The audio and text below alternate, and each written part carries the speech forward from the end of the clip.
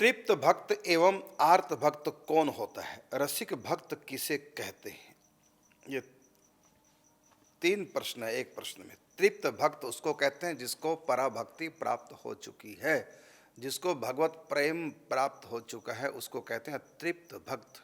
तो भक्ति जिसको प्राप्त होगी, भक्ति का अर्थ ये नहीं है जो हम पूजा पाठ ही करते हैं, ये भक्ति के साधन है, ये भक्ति नहीं है। भक्ति कहते हैं भगवत प्रेम को।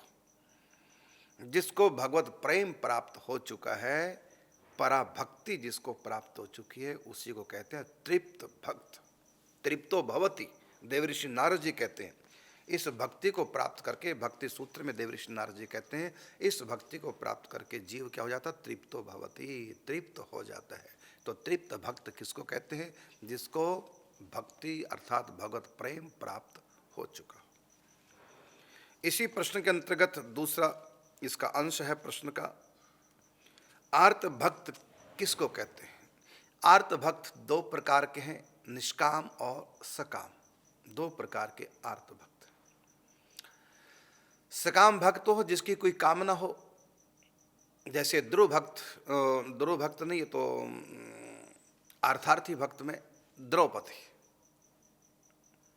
कोई दुख आया, संकट आया, भगवान को पुकारा, तो दुख के समय दुख की निवृत्ति के लिए जो भगवान को पुकारते हैं, उन भक्तों को कहते हैं आर्त भक्त। तो आपने पूछा आर्त भक्त। और दूसरी प्रकार का आर्त भक्त वो भी होता है जो भगवान के लिए रो रहा है। आर्त का मतलब दुख से है, जिनको दुख है। दुख व्यक्ति हमेशा अभाव में रहते हैं, चाहे संसार का अभाव हो चाहे भगवान का। संसार के अभाव में भी हम रोते हैं, और जो भक्त होते हैं सच्चे, वो भगवान के अभाव में रोते हैं।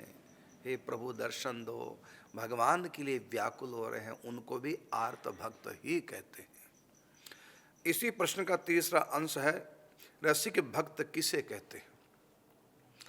जो रसोपासना करते हैं, चाहे वो साधक है चाहे वो सिद्ध है, दोनों को ही रसिक भक्त कहते हैं।